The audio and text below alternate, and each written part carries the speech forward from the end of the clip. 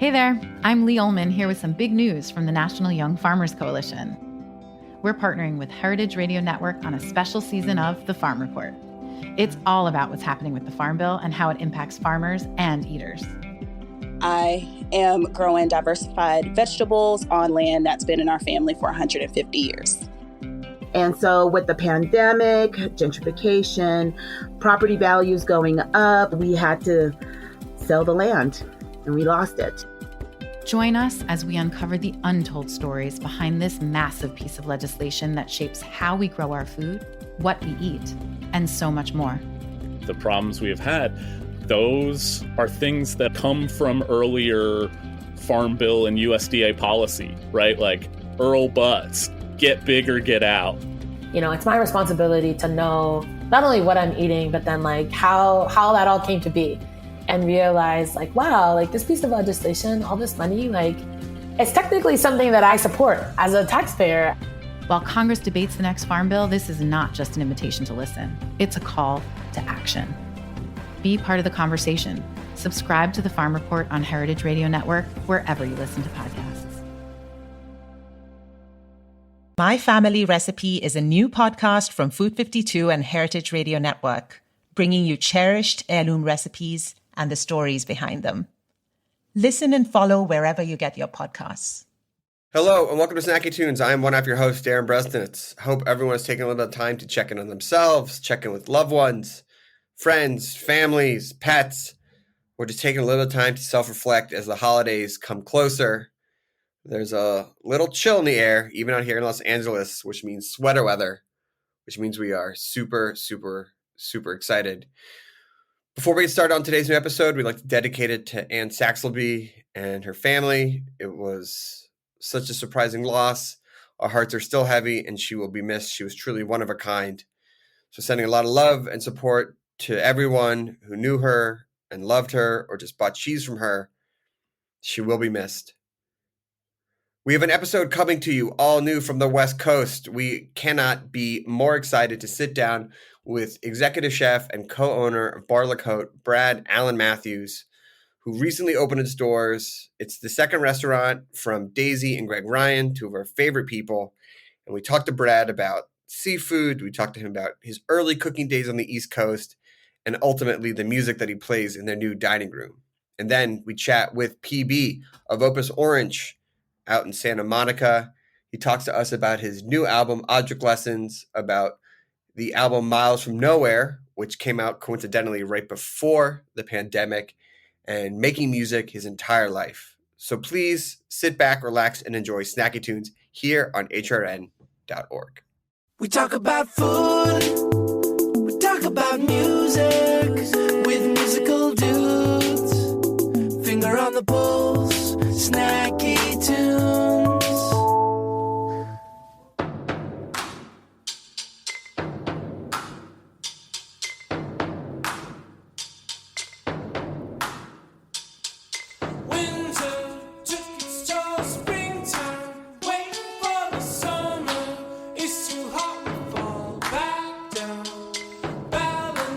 Tricky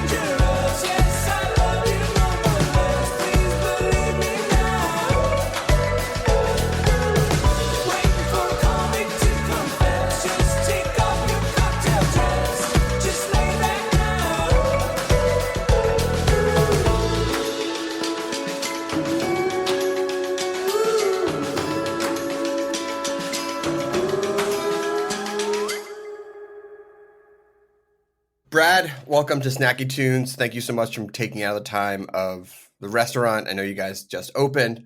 So we appreciate you sitting down with us. And congratulations. What does it feel like to finally have the doors open to the public at Bar La Côte? Yeah, thank you so much. It feels a little surreal. I think there was so much leading into the restaurant for the team and for me. COVID itself was a whole, it was just like decimating to the industry and to my friends and to people who were really important to me. And then so to have this sort of light at the end of the tunnel and then, to see it keep getting pushed, whether it was due to more restrictions or, all the challenges that we faced going into this opening, now to finally have the doors open and to see people walk through and, smile and eat the food and like the vibe. It just feels so good. My sous chef actually last night walked out in the middle of the street at 8:00 and just turned and looked into the room. He's like, wow, I've never looked at it at night when it's full and people are just stoked and the Clash are playing and the lights are low and it just it feels wonderful, man. I feel really lucky and happy to be where we are right now. Yeah, I'm about to cut this interview short and hop in the car right now so I can do to drink it all in tonight. Yeah, let's do it. Yeah, let's do it. I mean, I want to go back a little bit because I see some parallels between the food you're cooking now and some of your younger childhood food experiences. You grew up on the East Coast, Watkins Glen, New York, which is near the Seneca Lake if people are trying to sort of find that mental map in their mind.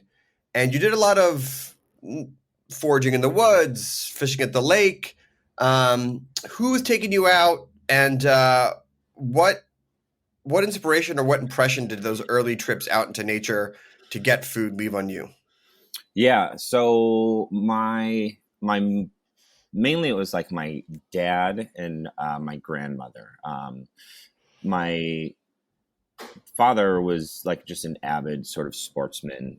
He was into hunting and fishing and like archery, and so we would go out and, kind of throughout the whole year, you're kind of like constantly watching this property and where you're watching the trails where the deer are kind of walking through and you're kind of planning the hunt essentially. But then we would also go like rabbit hunting and we would do things like that. And then fishing was just like my uncle and my dad spent a lot of time on the lake on a bass boat and just, out. I think it was a way for them to spend time together. And then I would just kind of tag along and it was just really exciting for me, to like watch this whole process and understand that like there's a lot of work that goes into it. It's not just like you don't just go out there and get a deer. You don't just go out and like get a fish. Like sometimes it's painstaking. You're sitting there for like an hour, Yeah. I think my dad used to say like it takes a lot of beer to catch a good fish or something along those lines. No, but and then my grandmother was like a lunch lady at the school that I went to. She had this really, really beautiful garden in the backyard. And I remember being a kid. One of my first like real memories was we went out to the garden and picked fresh asparagus. And then she came in and she just like sauteed it in butter and then fried an egg and just like it was asparagus and an egg. Oh my God, this is insane. It's insane.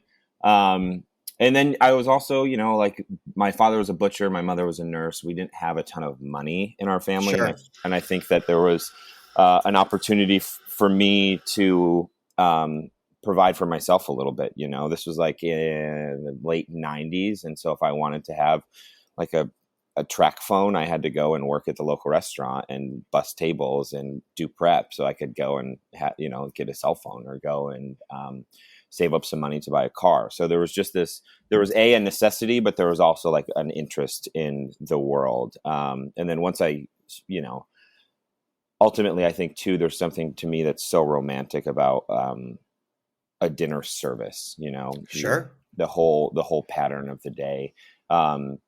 you kind of come in, you prep in the morning, you put on good music, and you're kind of getting your mind right, and you're getting in tune with the ingredients, getting in tune with the team, and kind of what the day is going to look like. And then ultimately, still every day, to me, we open the doors here at 4:00. You have family meal, you have pre-shift, and then there's always this like 3:55 sort of moment where you just like at least I take a couple deep breaths and try to like center myself and picture how the service is going to go. And I still get nervous about it, but I think that's why it's beautiful, and that's why it is a little romantic, because it's like it's a performance, it's a show. I mean, it is a show. It's a show every night that has to go on, but it also depends on who some of the characters that you work with. Totally. Being the right type of people for you to work with. And it seems like you've always been drawn to these smaller family run restaurants that had seasonal cooking. Mm-hmm. How did you lean into that even at such an early age, and especially in the 90s when that was what we just said and what we're talking about were not the buzzwords commonplace that you think of today? Yeah, totally. I think, growing up in Watkins, and then, I went to, after I graduated high school, I moved to Ithaca and spent a lot of time in Ithaca. And there was a restaurant there called Just a Taste. My friend, one of my best friends in high school, his brother-in-law was the sous chef there. His sister was like the front of the house manager. He worked there. And he was like, yeah, come over here and get a job. And Ithaca is like a whole scene. There's like a ton of music, and it was just like a natural sort of progression out of Watkins. Watkins is a very small town. Ithaca naturally felt more like a city. Sure. And this restaurant was ran by a great chef and her husband. And she had spent some time at Chez Panisse, and then she kind of came back and brought that mentality into this little tapas bar. And it was just great. And it was necessary. We wanted to have a menu that was always changing. The Ithaca Farmers Market is great. And then also we were just lucky enough that the farmers would kind of stop by and drop off orders. And she gave us a lot of freedom. I remember being like 17 or 18 years old and being able to like write dishes for my station. Which now I think about it, and I'm like, what was she doing? She must have seen something in you. Yeah, with That's the guys. Yeah, totally. And with the guidance of it all, the sous chef would be like, okay, you're in a good direction, but like, let's take these 15 ingredients and maybe take it down to a tight 7. Yeah. Why don't we do that? Yeah, totally. But no, and that was always really cool. And, It was a tight ship. There weren't a lot of people that worked there, and so in the summer there were 12 tables inside and 12 tables outside. Mm-hmm. And so in the summer I was a line cook. They call it the third man, which I always thought was really funny because I'm definitely a Jack White fan, and I'm like, oh, yeah, this is cool. That's cool. And in the winter, it would just be the inside tables. And so my role would change from like some nights I would be covering a line station for one of the sous chef or one of the other cooks who was off that night. Some nights I would be like bartending or hosting. It was just like, you just did all the jobs because the restaurant needed you to be able to be that flexible. And then it's cool because as my career kind of changed, that wasn't the first time that I had like a floor night or a kitchen night. I like to do them both. I just think that it's better to have a full picture of what's happening and to understand the whole process of the restaurant, Yeah, no, I mean, getting in and knowing how all the aspects run, how it all works together as one cohesive machine really helps when, especially down the line, you start getting into your own restaurants or running restaurants for other people. I know that you had a good run on the East Coast, but then the siren call of the West Coast came a hollering in the late aughts. In 2009, LA was not the powerhouse it is now. What brought you out here? Was it that idea of like the Chez Panisse, fresh produce all year round, seafood vibe, or were you just like, I got to get out of these winters? Yeah, it was funny. It was kind of Both. It was kind of both. I had a friend, one of my childhood friends had moved to San Francisco. And I had never been to California before, and I came out to visit. And I remember he had this little shoebox of an apartment with his girlfriend. And I remember like landing, taking the BART to his place, and like sitting up in his kitchen, kind of overlooking the bay, and eating like a pluot, and just being like, what the hell is this place? Like, this is magical.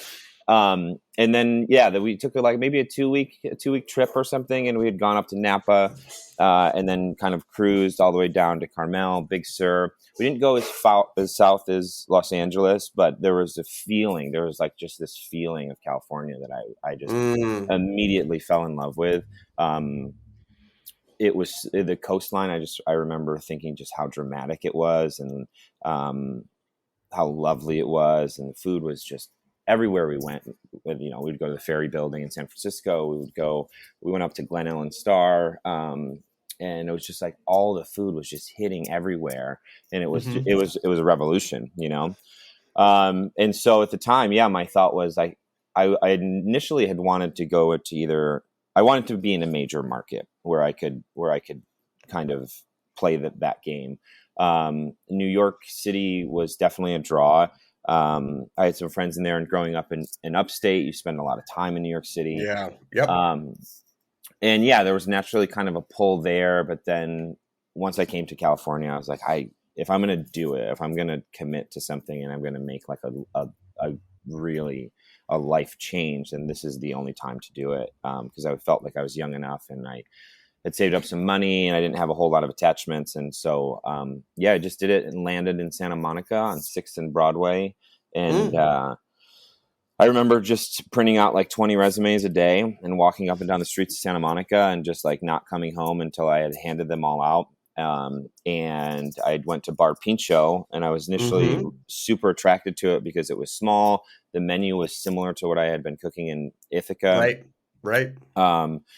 And then I, like a couple days later, got a call from the chef, which is also a very funny story because that chef and I are still in touch. And one of my oyster shucker who works with us at Bar La Côte, he actually worked for that old chef of mine, and was like, he had referred him to me. It's like, hey, I got this kid that you just have to have on your team. He's wonderful. But he was like, hey, I want you to come in for an interview. One of our servers here actually knows your restaurant that you worked at in Ithaca. And she was like, I have to meet this person because this is such a tiny little restaurant in the middle of nowhere. Yeah, exactly. And so that was it. And the rest is kind of history, I guess. And isn't this the time you met Greg and Daisy Ryan, owner of Bell's, going to Bar La Côte, friends of the podcast, huge fans of them. But this is when you met them, or you met them a little bit after. I met them a little bit after. I met them probably 3 or 4 years after this Pincho sort of experience. Probably about 3 years after that, I think, is when I met them. Did you know from that very first meeting that you would wind up opening a restaurant with them years later? Or did you just were like, oh, we just hit it off? Yeah, we definitely hit it off. Daisy is just such an incredible human being. And I remember we would just be sitting in manager meetings, and we would be like kind of looking at each other and giggling at each other, or like understanding that like that there definitely was a connection. And at this point, Greg was wearing a suit every day of his life. And so I was actually very intimidated whenever Greg would come to the restaurant. I was like, oh, he looks great in a suit. He looks great in a suit. I totally get it. Yeah. And so I didn't really spend a lot of time with Greg because he was super busy. And then it was just kind of a flash in the pan because then they had moved to Texas. But we had always stayed in touch. I think that the one thing about Greg is that he has such a wonderful sense of humor, and like he's so clever, and it's really easy to connect with him, and to be able to laugh and to keep things playful but also serious, and then just throughout the path that we were on independently, like they would be randomly in LA or whatever. We just kind of stayed in touch. And I was just really impressed by what they were doing once they had kind of come back to California and they had taken over Bell's and just kind of watched that whole journey, which was just incredible and is incredible. That restaurant is remarkable, and I'm very proud of them. Yeah. Well, listen, we're going to take a quick musical break. Yeah, let's do it. And then when we come back, we're going to actually talk about the early conversations into the reality of Bar La Côte and getting that open. Cool. We have a song from the archives here on Snacky Tunes on hrn.org.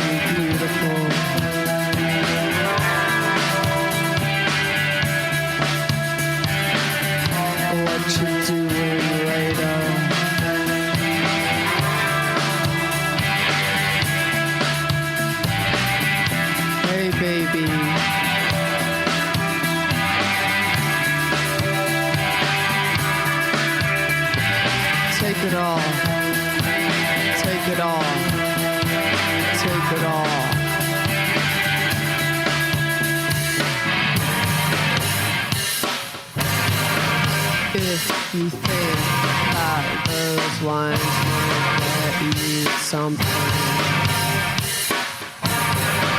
or you can chew on shit, 'cause they're gonna get you nothing.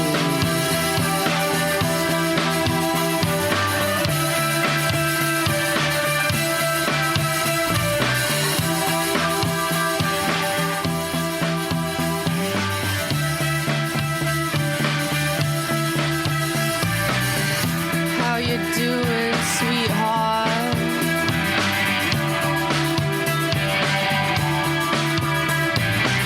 I see you asking for it.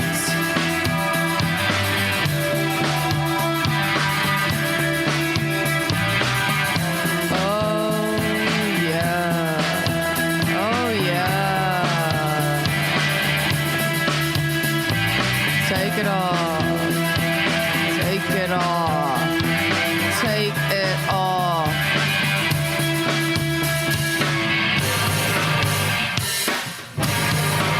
If you think that those lines might get you something, then you can chew on shit, 'cause they're gonna get you nothing.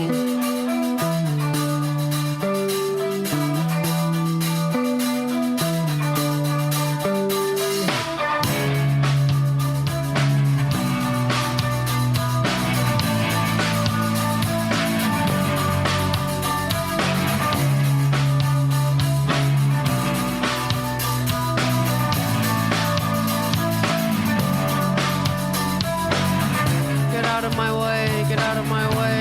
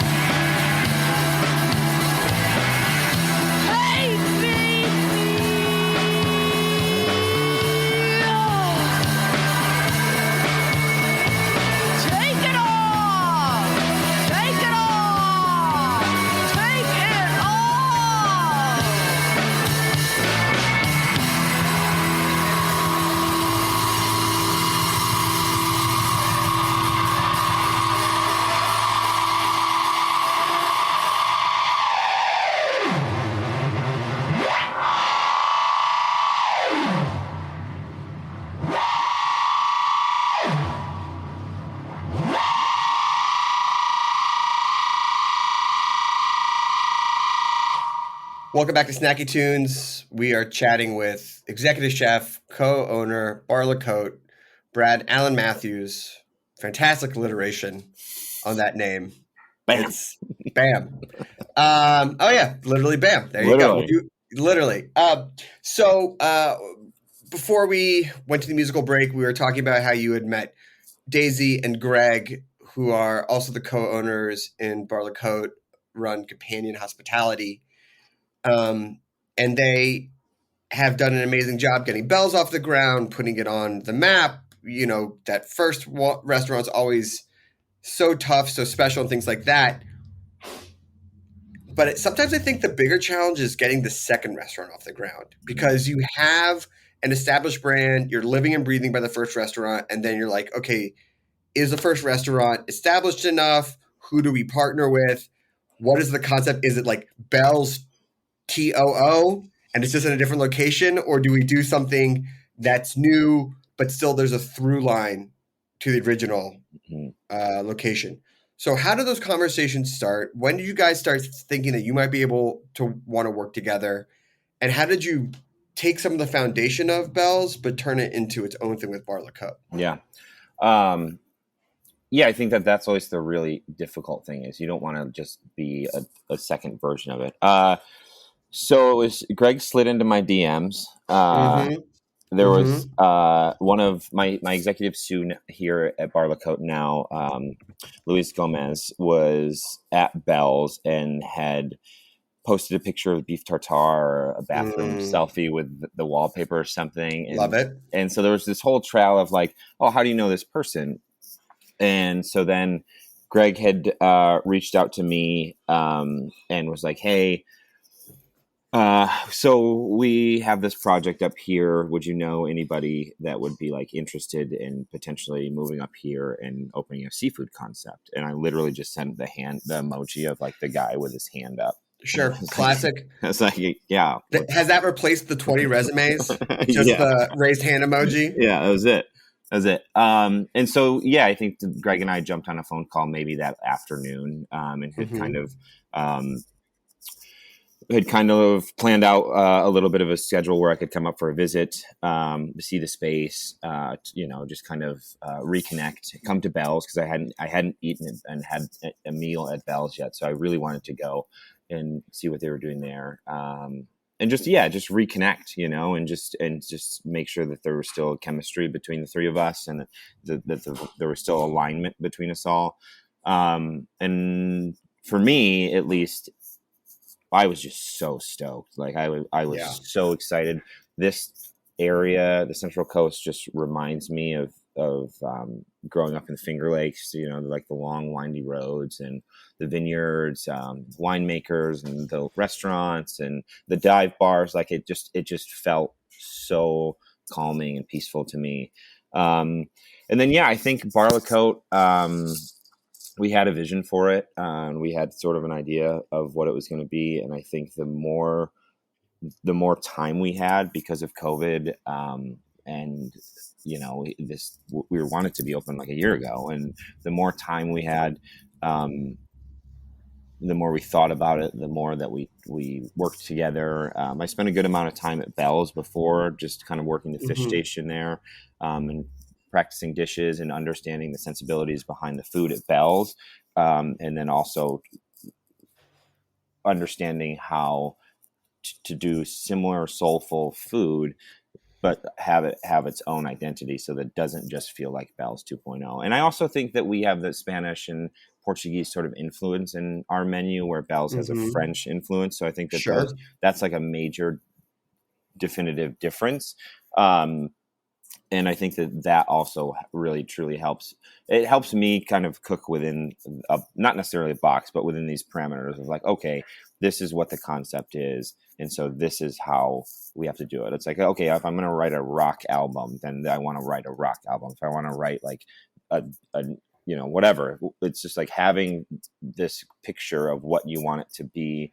It kind of makes it easier to cook within the confines of the concept, And then we did the tour this summer. We did that. Talk about the tour, because I thought that was really innovative. So for people who who don't know, Yeah. to get ready to announce the restaurant, you did a tour. Yeah. And I thought it was interesting because, you know, for people who may not be familiar with the West Coast, like where you guys are situated, it's like 2.5, 3 hours ish, depending on the traffic, north of LA. Mm-hmm. But LA is definitely, at least maybe on weekends, a major market that you're playing to get customers to come up. Totally. So how did the tour come about? What was the tour? And what was the importance of doing it? Yeah. So I think that it spawned out of like Rustic Canyon. Andy DeBravo reached out and was like, "Hey, I would love to do something with you guys." He's a big fan of, and yeah, he's the greatest. He was like, I love what you guys are doing up there. And a lot of the chefs that we worked with are selfishly, it was just a way for me to hang out with my friends that I hadn't seen in like a year because of COVID. Like we just wanted to get together and hang out and cook. But yeah, so Andy was the first person to raise his hand and to be like, "Hey, let's do something." And then Jonathan Whitner from All Day Baby had J-Dubs is the man. Shout out. Yeah, they're the greatest. Jonathan is like my worst best friend. Good to have one of those. Yeah, totally. And then it was just like Justin Anajek had put his hand up. I had helped the boys at Little Coyote open. Also love both those guys. All those guys. Jack and it's like the heavy hitters. I think that was so impressive. Yeah. Every time we announced to them, and I was like, awesome. Yep. Yeah. Love them. Love what they're about. Because they're all spread out too in LA. And so like there isn't like this, you know, there isn't the same thing in New York where it's like, oh, we're in this little area of like Williamsburg or we're down the Lower East Side or right. It's like it's a little bit more spread out here. So for you to curate these to be like, this is where we're going on tour, I thought that was really fun and impressive. Yeah, it was super fun. It was great too, because none of the concepts were exactly what we were going to do. So it wasn't like we were, you know, and we did some of the dishes that we do here at Parlour Côte now, but it was a way for us to tweak them. It was really fun for me to be able to like have my sous chefs come down and work with me and for us to work on our dynamic together and to go into a new restaurant. It was like every week and have to work the service and have to figure it out for either one night or 2 nights. And ultimately, I think it really equipped us with a better understanding of each other, a better understanding of the food that we wanted to do in our dynamic as a team. And then when we got to come here and open the restaurant and play home games, it was like, oh, well, this is our house. Like we know where all this, we know where the sheet pans are and where, you know, the lemons are, because we put them there. So I think that was really cool. And and it was really fun for us because it truly felt like we were on a tour, and it could just be like me always wanted to be in a band and to go on a tour. But it was a lot of fun, and the support and the repeat offenders to each gig that we did was just like, it's like, guys, come on, don't you have anything better to do? I mean, I saw some people hit all of them. Yeah, I saw totally. some people hit all of them, and I was like, good on you guys. Yeah, totally. So it was a lot of fun, and I think that it was a really interesting way to get the word out about the restaurant. And to practice and to spend some time with some people that really mean a ton to us, and that we feel super grateful to have them in our lives, you know?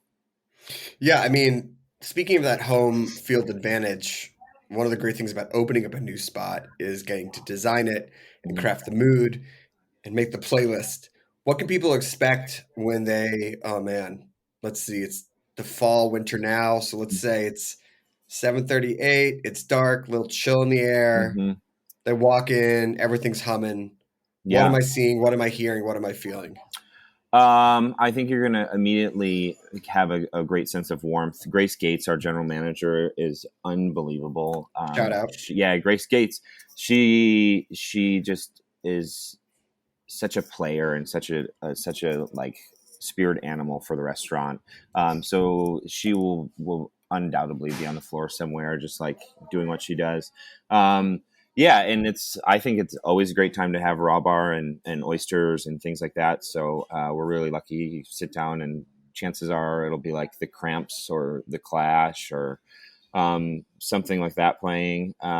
We have a lightning bolt painted on gold flake painted on the door when you come in. So it was like Greg and I were thinking about the playlist, and we wanted it to be something that was like very lively, you know, not just a playlist that you would kind of have if you were in, you know, a restaurant, Silver Lake or whatever. Like there's a certain tone to like a common feel of a playlist of a restaurant where we were like, no, let's like amp it up a little bit. Like let's put on the Cramps, let's put on the Flash, let's like bring the energy. And I think that the room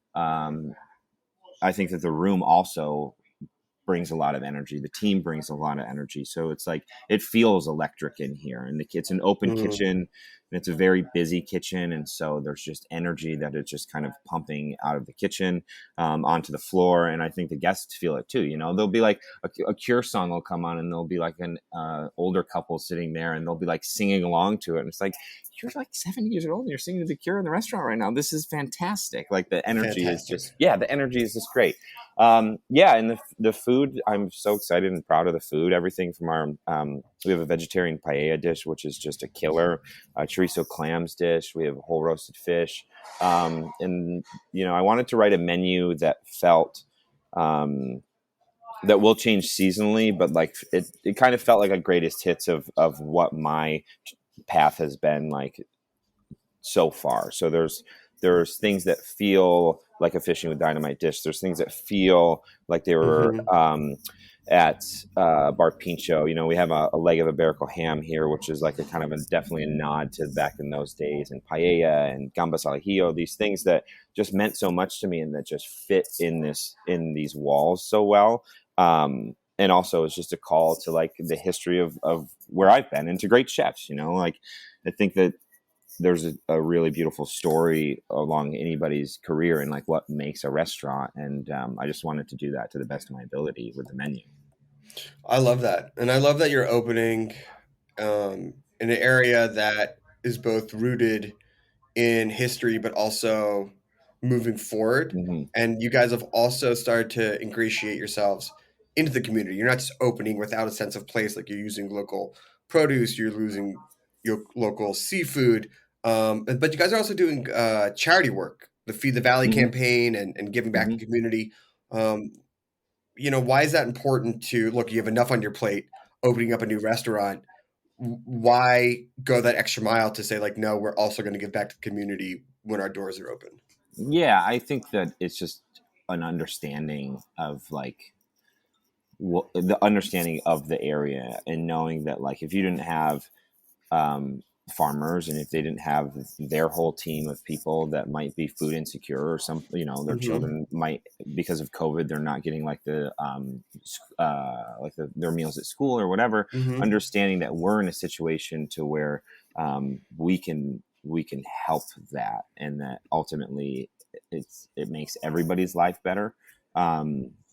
It might be a little more difficult one day of the week, 2 days of the week, but like who cares? It's worth it in the long run.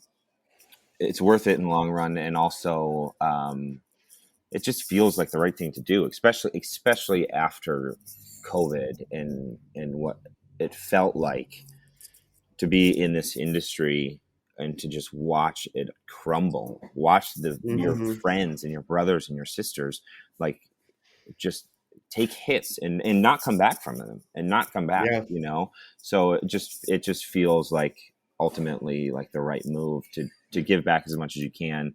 And just try to, I really think it's just trying to make people's lives better. Yeah, no, I mean, it's inspiring, and it shows that as new restaurants open, there is a new path forward that is helping beyond just maybe the bottom line and ingratiating yourself into the larger sense of space and community of where you open. Yeah, exactly. It's important. It's really important. Well, I want to thank you for taking the time to sit down with us. But before we go, this rarely happens because we do the show in such a segmented way, but you actually know PB of Opus Orange, who is sitting down with us after you for a live performance. And I got to ask, where did your path cross? Was it in the kitchen? Was it on stage? How do you know PB? So PB used to come into Bar Pincho with some friends, and they would sit at the bar. Jeff Christensen is a good friend of his, and his partner at the time, Shanti, was actually the gal that knew the restaurant that I worked in Ithaca. Whoa! So it was that's the connection. That's the connection. Was this thing, and then I remember we were in a rooftop in Venice, and we were like a rooftop, like 4th of July party in Venice, and PB was wearing like a Cure shirt or something, and it was just like, oh, what's up? And then and this was like my first year living in Los Angeles, and Paul has just been such a good friend and a brother. And then we lived next to each other in Santa Monica for a while. His partner Kit had made us some stemware, or had made us some ceramics for the restaurant that Daisy and I opened together.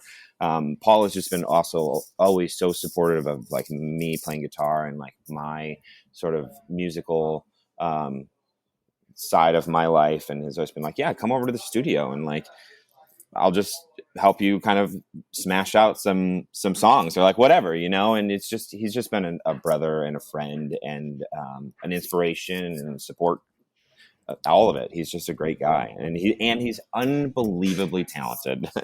Yes, he's very talented, and we're super excited to hear what he and the band play today. It's going to be one for the books, and I'm so happy we got to pair you guys together. Yeah, it's great. Thank you. What a bunch of coincidence. It all lines up like that. Food and music. Who knew?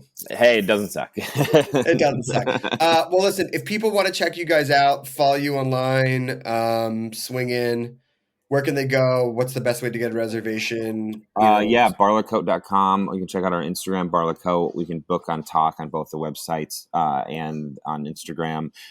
We will get a phone at some point, and then you can call in for reservations. Don't make promises. I don't think there's a phone at Bell's yet. There isn't. It's been open for a few years. Yeah, we have a line. We just don't actually have a physical phone, so we'll see what happens with that. Okay. But right now, just go and talk on the website or on Instagram, and that's the best way to do it. We have a little bit of walk-in space, but if you're making a trip, I would suggest making a reservation. Always. I think in this day and age, make the reservation and keep the reservation, and if you can't, let them know 48 hours in advance. That's sort of just totally. That's for everyone. Yeah, it's especially for you guys, because we're talking right now. But that's a general hey, here's how the industry sort of working these days. Right. Well, listen, Brad, I can't thank you enough. Congratulations. We'll be up soon enough. I mean, what's the traffic on the 10 right now? Maybe I'll get in the car. Yeah, see you for dinner.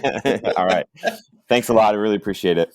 Yeah, man. Congratulations and thanks again. We have music track from the archives, and then Opus Orange live here on Snacky Tunes on hrn.org.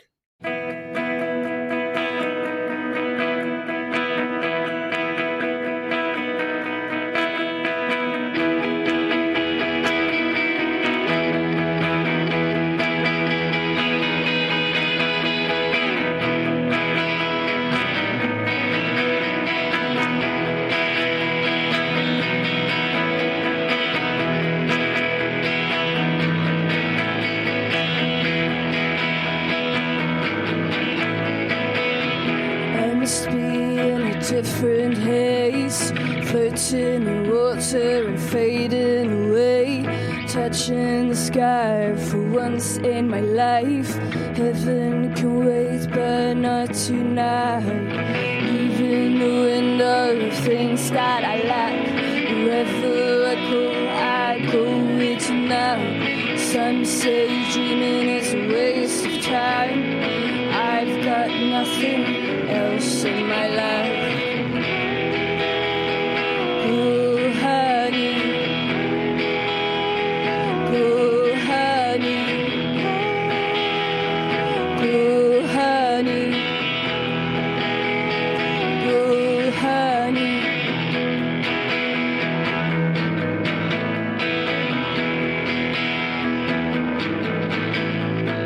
Everyone's different, yeah, everyone's right. And the lights you took with you, they left me tonight. Surfing down colors and rivers of blood, and the sun making shapes in my head. Some say dreaming is a waste of time. I can't get you out of my mind. Go, honey. Go, honey. Go, honey. Go, honey.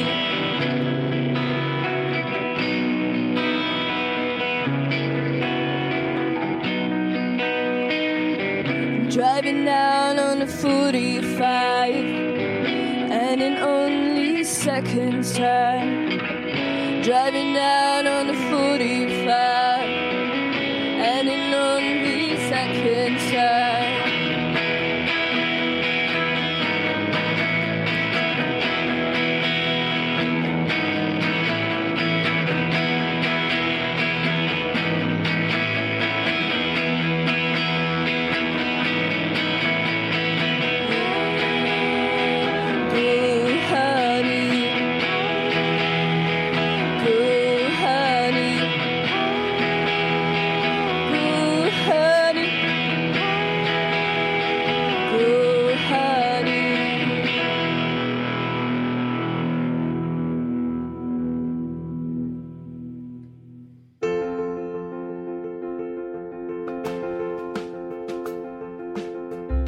Good food is worth 1,000 words.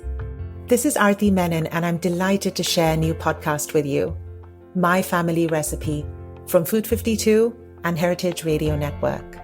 Adapted from Food 52's much-loved column of the same name, the My Family Recipe podcast will bring its pages to life. Each episode of My Family Recipe brings you a cherished heirloom recipe and the story behind it, from voices across the world of food. We'd open these tubs of dough and they would exhaust these incredible yeasty fumes, and it just smelled like nothing else. It was so intoxicating. I'll interview writers and chefs, parents and children about what's passed down along with the foods that we know and love. Chinese people aren't like born with a download on how to like velvet chicken. You know, like that's not something that just like comes to you. Listen and follow wherever you get your podcasts. PB, welcome to Snacky Tunes. Thank you so much for sitting down with us. Thanks, Darren. Thanks for having me. Yeah. So you're joining us to talk about your project, Opus Orange. And I was reading up on some of your music releases. And, you know, it was interesting because a lot of people in the last year and a half released albums about loneliness and isolation. But you had an album come out right before the pandemic, Miles from Nowhere. Which was coincidentally, like, I mean, I don't know if we're ranking coincidences in the world, but was about the topics of loneliness and isolation, which I think a lot of people had as a soundtrack going into the pandemic. You know, how did people connect with that? Like, how did it feel to have people being able to gravitate to art about dealing with a situation that none of us had any idea that we were going into? Yeah, that was uncanny and you know, not, of course, how can you plan for anything these days? But that was definitely not planned. But it was really about, Miles from Nowhere was about like totally isolating yourself. And then it came out and it was like, and then that came out like early 2020. And then the lockdown happened in March, and it was like we were pushing this album, and it was strange, but it was, you know, if it's resonant, it's resonant, and that's kind of what my goal is as an artist, is to make resonant music that can be heard and that can, you know, connect with someone somewhere given their circumstances, and that struck a resonance. Yeah, I mean, I think all of us have dealt with loneliness and isolation in one way or another in the last year. But, you know, Opus Orange is this collective of artists and musicians that you're at the center of. What is that dichotomy then of putting out an album of loneliness and isolation, yet being at the center of this very creative community? Being around great people is what I try to surround myself with when I make any sort of music, and I am extremely blessed to have so many talented friends around in this town, in this Los Angeles area that make great art. And when we all get together, they elevate whatever, songs I'm writing. And that's a true pleasure. A lot of making music it does involve isolation, as almost every musician will sort of attest to, because we all sit in our sort of caves and create, and we do have alone time. It's not all just collab. It's also alone. It's some sort of balance of isolation and collaboration, or at least it is for me. But I think that is not uncommon, that musicians can, especially in the creative process, some degree of it involves isolation. Yeah, I mean, sometimes you just got to take ideas in, let them ruminate, be like, is this actually good? Sure. Before I take it out to the people that you trust, to be like, hey, I'm about to ask you for your creative services, your time, because here's the one idea that's risen to the top of all the other million ideas that I had. Right. Yeah. That's vulnerable, but having people you trust, it's just like anything with close friends around you. It does come down to trust, and being able to hear criticism well is very important. In any trusting relationship. But that is a part of it too, for sure. Yeah. Yeah. I mean, you're, for anyone who knows your work, it's very prolific. You have a lot of music, and we're going to get into some of the different projects you've done. But going back to the themes, you've dealt with so many different themes over your writing career. How do they come to you? Is it driven by like what's going on in your life? Is it what you see in the world? Is it, your interaction with nature? When do you sit down and be like, I'm going to make a new album, I'm going to write a new song? What dictates like what you're going to land on? How do you get to that point? I try to remain free and fluid, and I'm rarely going into something sort of dictating a direction. I like to be influenced by the world, life, relationships, the nature. All of these things can have an influence, and I prefer to allow those things to work through me rather than me trying to force a theme or force. So it's almost improvisatory, the way that I find these sort of themes. It's almost through the process that the themes come to life. It's almost like carving out if there's a blank rock, and then somewhere under there is a song, and I have to carve away at it until I see, oh, that's what I've been doing, but not intending. I don't try to intend too much. I try to be fluid and let things happen, and not in a lackadaisical way, or not in a not hardworking way, but in a way that allows energy to keep moving. No, I love being open to what the world and the universe is putting out there, and then filtering that through creative process. Yeah, it's a process for sure. I'm processing all that stuff. Yeah. It's always a process. It's like, okay, here we go. Let's refine. Let's listen. Let's listen to a song. The first song you're going to play for us is Got It All Wrong. What's the story behind this track? Yeah. My drummer, James, and good friend for 30 years, we've been, during the beginning of the lockdown, he was part of my bubble, and we were we were in the studio, just the two of us. I did no engineers, no other players. And we just needed to, bang on drums and play guitars and stuff, loudly, which seemed necessary at the time. And so this is the first song on the record, Object Lessons, and the record was actually made in the order that we made the songs. So that process will be, is kind of, I wanted to just kind of preserve that because I liked it. So Got It All Wrong is the first song that we made from the record, and the first song that we made during the recording process. Amazing. Well, here we go. Appropriate that it's the first song you're going to play for us today. Got It All Wrong, Opus Orange live here on Snacky Tunes on hrn.org.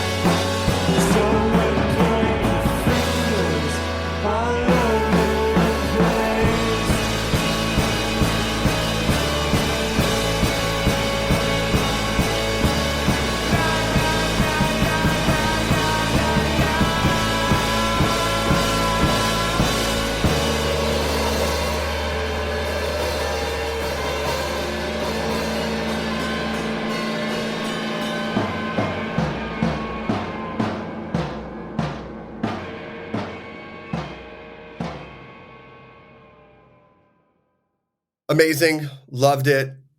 So great to hear the first song off the new album and the new work.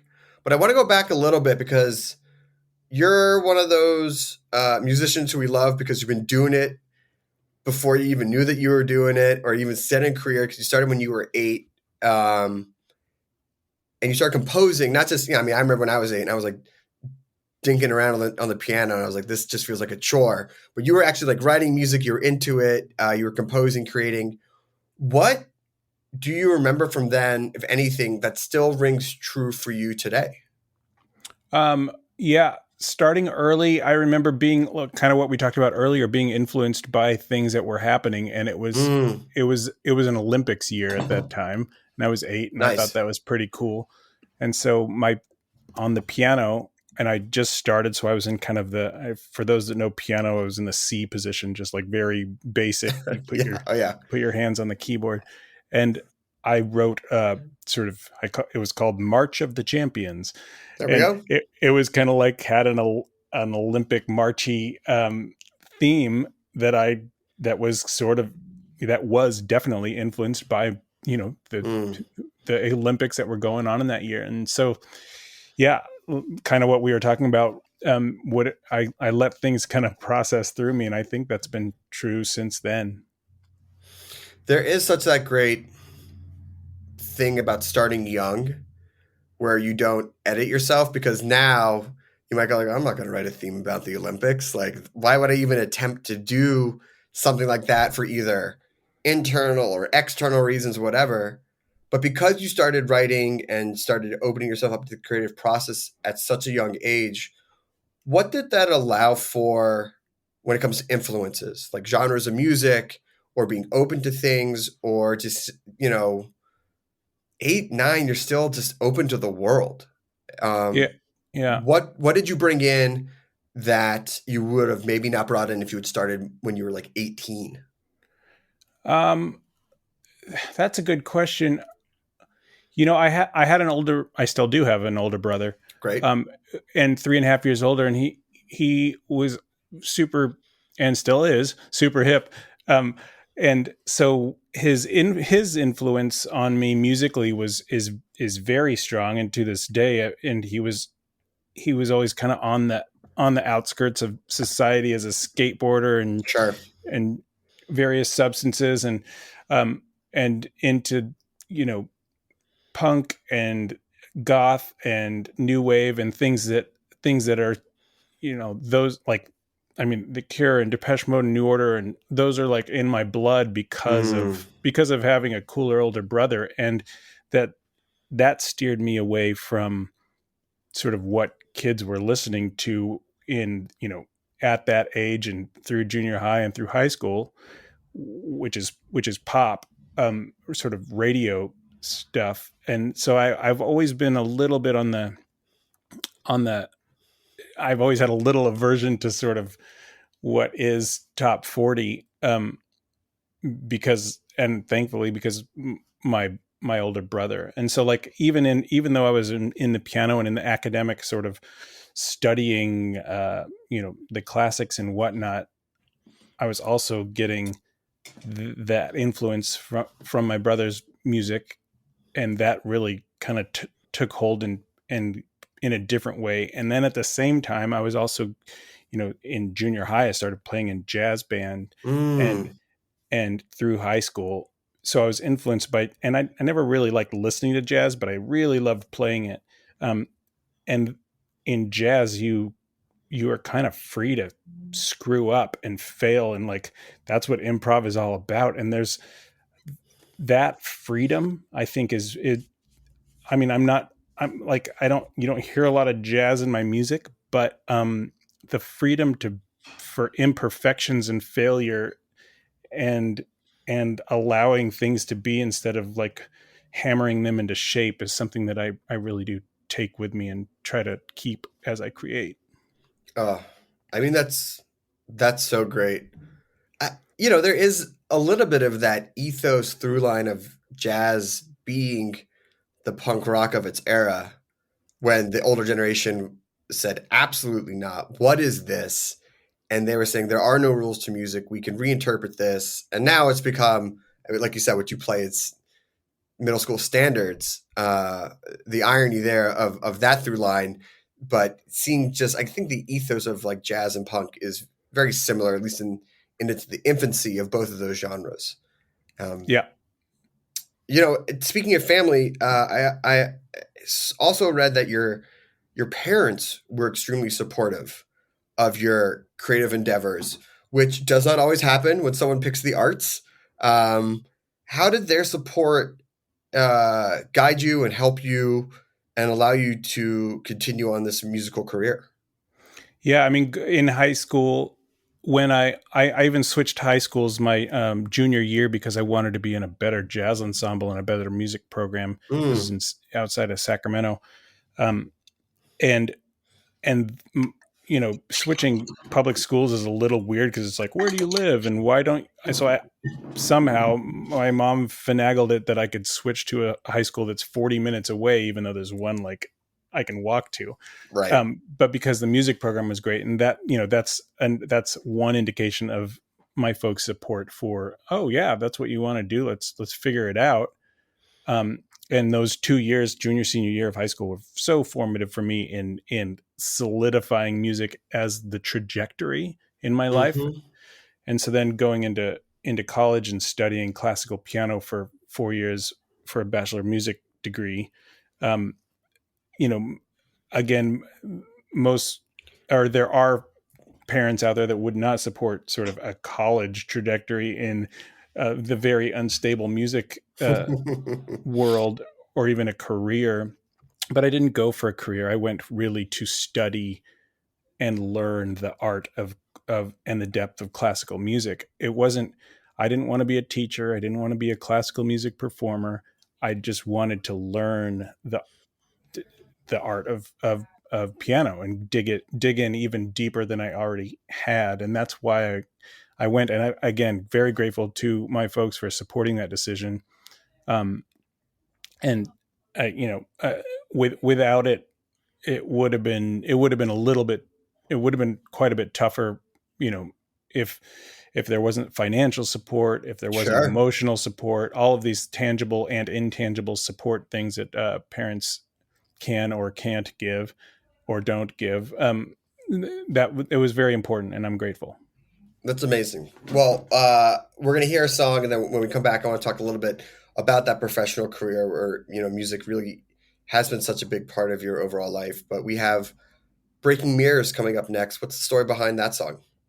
Breaking Mirrors, it's sort of celebrating the fact that we might not have all the answers. People are always looking for answers and trying to hone in on what is the answer. And this was, you know, if you don't know, that's wonderful. And you can try stuff then you're free to just try stuff and screw up and fail and learn. And it's good to not have answers. Just like playing jazz music, right? Exactly. All right, here we go. Breaking Mirrors, Opus Orange live here on Snacky Tunes on hrn.org.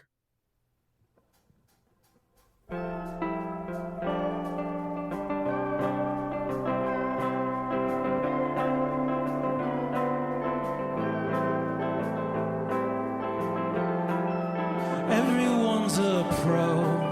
They need to let you know they got it figured out.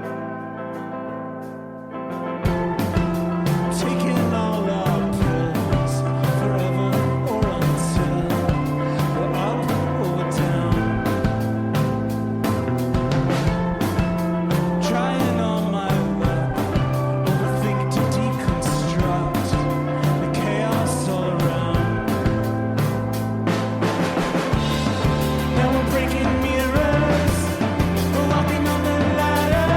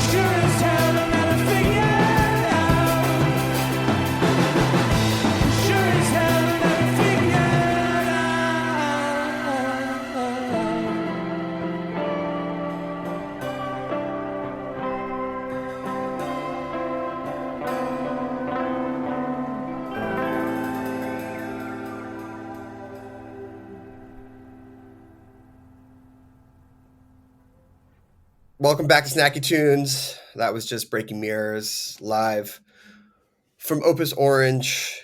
And I want to talk a little bit about the professional side of your music career, because while we've delved into the more personal and creative, you've also had good success in professional composing, TV, movies, getting a lot of sync deals and things like that. What is it like using music for that professional pursuit? Do you ever find lessons learned there that you bring into your personal world, or how do they work? You know, it's a bit of a dichotomy, because it's like, we need this to be 37 seconds long. It needs to have this sort of emotional. It is very, very specific, versus what you've said before, which is like, oh, I'm sort of an open conduit for like what the universe throws at me. Yeah. I have sometimes made the distinction between art and craft. And sure. I feel like, so the Opus Orange stuff is kind of my art, and I don't need to sort of answer to anybody. And then when I try to be a sort of a commissioned craftsman of music, craftsperson of music, if I get hired to do an assignment, I really view it a little bit, well, quite a bit differently. Like I'm serving the purpose of making someone else's project elevated and making their vision come to light, not my vision come to light. So putting sort of ego aside, I'm there to serve someone else's vision, and that I love doing that. I absolutely love it, and not everyone's sort of built for that, especially in the creative world, where things are often held pretty precious. What I create can be held precious, but when I get hired, I am, again, it's not my ego. So like, if I write a track and a director doesn't like it, okay, cool. Let's do something else. Yeah. And so there has to be a sort of, is it levity or some sort of like, perspective, putting your ego at the door and really recognizing that you're there for someone else's vision, which I love. I mean, that collaboration truly can elevate. I mean, I've written things that I normally, wouldn't write without that sort of collaboration and input creatively. So, I mean, those parameters, even the length or what the emotion of the scene is, and figuring out how to make that work for the project. I love this. I mean, it's problem solving at its best. And even though it's creative and music, it's really problem solving to make that elevated. It also helps that it's not your problem.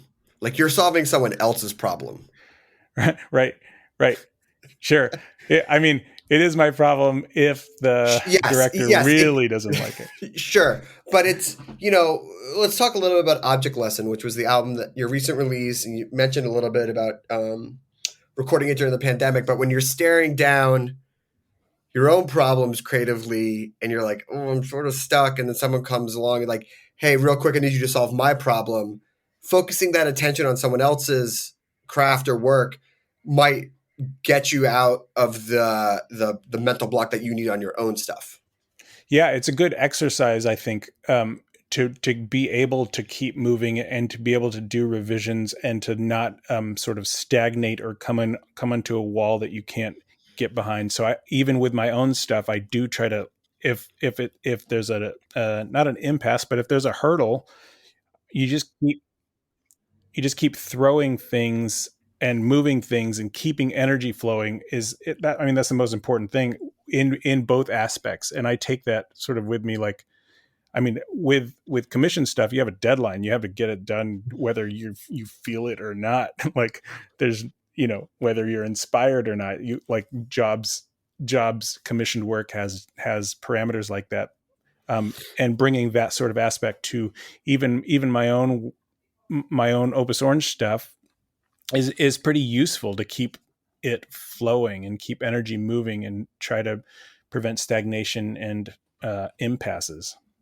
Yeah. I mean, obviously a lot of us were in some sort of physical and even mental impasse over the last year, and that is a year and a half, and that's when you started writing and finished and released Object Lesson. What, it's interesting for you to say that the track order is the order in which you created and recorded the songs. Yeah. Is there a progression? Like, do you see the ebbs and flows of the year and a half you last had? Like, what was the decision to do it there in that way? The decision was definitely after they were all done, and during the creative process, I live with these sort of all along works in progress along the way, rough mixes, all that. As we add things to the tracks or as the mix gets refined, I'm always kind of digesting them during the process, and I just got used to that order, but also I think the order does show a sort of progression in myself if you were to sort of extrapolate that one, and it was just a natural decision that I didn't need to really overthink or not. It just worked, and I was like, oh well, that's great. I don't need to shuffle songs around just to shuffle songs around. What do you hope people get out of the new album? Obviously, as we talked about, Miles from Nowhere was sort of your isolation, loneliness album.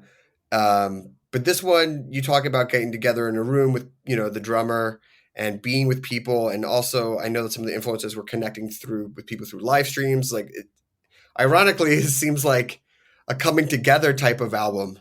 And the opposite of the album you released just before. Yeah. It is a kind of a coming together album. And even though it was made in this, it was made sort of piecemeal. Like, sure, James and I we set the foundation with the drums and the guitars at the beginning, and that was that. And then everything else was collaborative in terms of, the bass players in Sacramento send him files, and it wasn't live in a room. Ironically, Miles from Nowhere was live in a room together. So that kind of stuff, I just kind of allow to see where that leads, and see how it feels. But recording, playing these songs for Snacky Tunes and with everyone in the room, that meant a lot because it had been a long time to have 5 people in a room playing music together. And so thank you for the catalyst, because it was cathartic for us, and a real pleasure. Awesome. Well, I want to make sure that we have enough time for one last song, but before we toss to it, if people want to send the album, follow along, check out when you're playing live next, where can they go? How can they find you? We're on the socials at Opus Orange, and that should kind of cover everything. Yeah. You guys are pretty consistent, pretty good about that. I try screaming into the void. Amazing. Yeah. Well, now it's out there. Now you can scream in front of people. Yeah, I'd love to. All right, last song is very carefully with a mask maybe. Burning Question is the last song that you're going to play for us. What's the story behind that song? This one's a little bit about self-sabotage and asking ourselves why do we screw it up sometimes, or all the time, or often, or always? I don't know. Well, if you find the answer, please do let me know, because I'd love to have that go-to answer in my back pocket from time to time. Listen, hence the burning question. Oh yeah, PB, thank you so much for taking the time. Thank you so much to the band for playing live. Here we go, Burning Question live on Snacky Tunes on hrn.org. We will see you next time. Thanks again.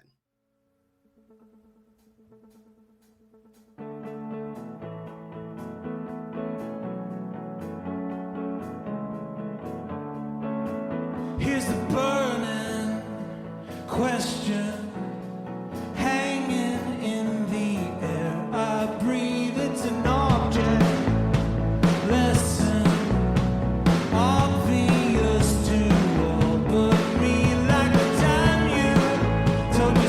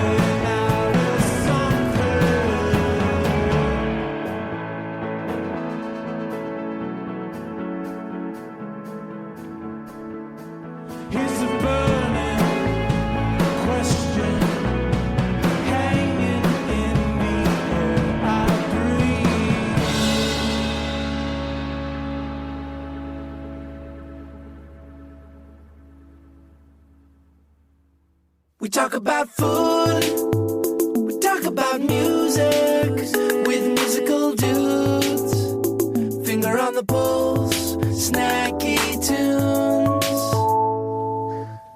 This program is powered by Simplecast. Thanks for listening to Heritage Radio Network, food radio supported by you. For our freshest content and to hear about exclusive events, subscribe to our newsletter. Enter your email at the bottom of our website, heritageradionetwork.org. Connect with us on Facebook, Instagram, and Twitter at heritage_radio. Heritage Radio Network is a nonprofit organization driving conversations to make the world a better, fairer, more delicious place. And we couldn't do it without support from listeners like you. Want to be a part of the food world's most innovative community? Rate the shows you like, tell your friends, and please join our community by becoming a member. Just click on the beating heart at the top right of our homepage. Thanks for listening.